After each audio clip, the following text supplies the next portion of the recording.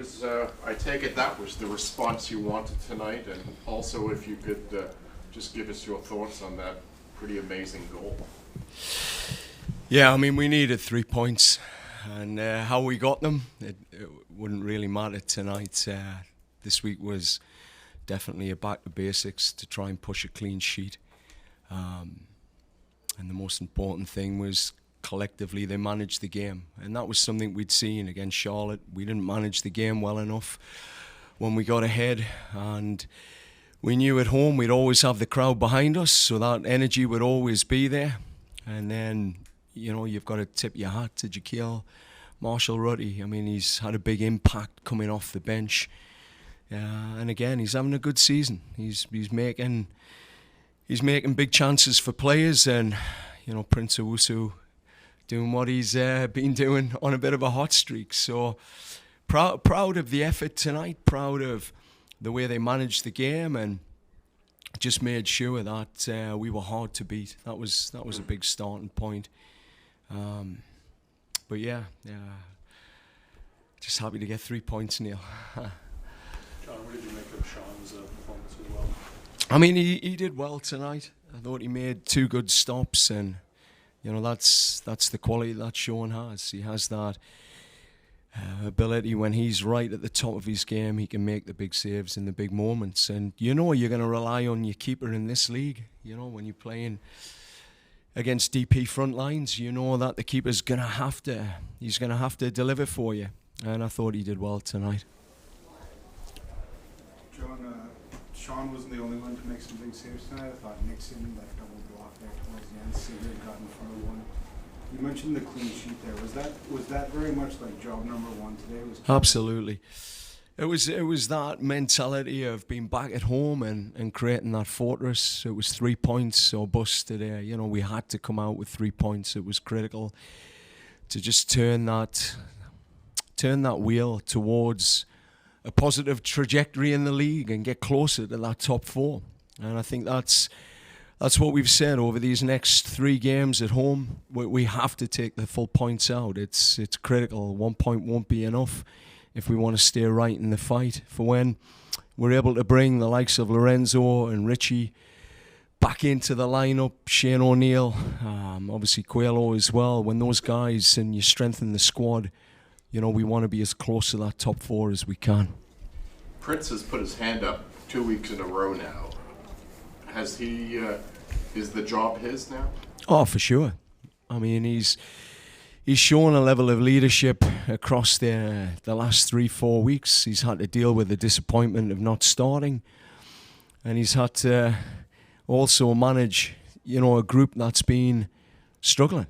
You know, during the week, he's shown from what I've seen, a real level of experience, professionalism, you know, given his time in Europe.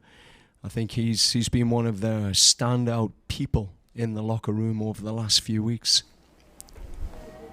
Sean, you mentioned Jaquil coming off the bench and just sort of having an impact. What kind of stood out in his performance tonight, do you think? Well, I think he just brings that attacking edge. There was 2 elements. I think one, you know, first half we struggled with the way we were pressing New England with the wing backs and our attacking midfielders, but we changed that at half time. We got some clarity with the group, which allowed Jaquil to be more aggressive on the arrival on their fullback. They were very much able to find that opposite side rhythm, but you know, I think with Jaquil's aggressivity, it really stifled them. He was able to just bring a new level of energy and pressure, but with his unique fitness base, he can go both ways. And I think that's the exciting thing with Jaquil. He can bring an intensity defensively, and then when the game shifts, he can go the other way and still put the fullback on his heels. So I just thought there was real energy from Jaquil tonight, and a desire to want to make a difference for the club. John, we've talked a little bit these last few weeks about Federico being snake bit. Another fantastic performance from him, but again, he can't find that goal. Yeah, I think it's just knowing that it will turn. I mean, it's going to turn. It's just the way the world is. If you keep putting that effort in, you keep putting the work in, it will turn for you. So, he's done everything again tonight, everything we asked. He had been carrying a little injury, as you're well aware, this week. He'd been out of training. So he was managing himself to some degree. And we always know his quality in the counter-attack, or that ability to draw 3-4 players helps our team. But it's time. If we give him time, a player of that quality he's going to find the back of the net. Just gutted for him. I think we're all gutted for him. I mean, I didn't celebrate as much as I wanted to tonight because I'm absolutely gutted. We never seen Fede score. I mean, everyone wants him to score because he's been that honest with his performances. It's been brilliant. John, after a couple of losses in a row, it's always tough for a team. It can wear on them. Are you seeing some relief on the guys in that room tonight? Yeah, I think relief that, we can keep a clean sheet. We can stay together. As I say, this is a team that hasn't been able to consistently put the same starting 11 out.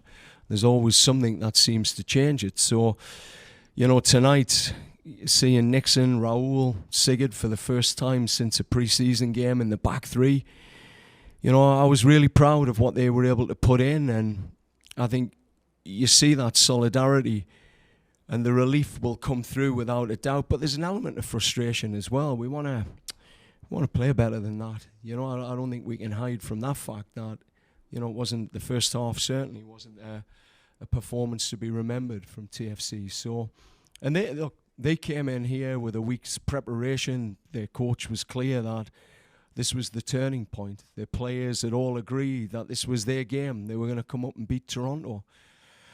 And they give it a real good crack. I thought this was a really motivated New England Revolution team with some very good players.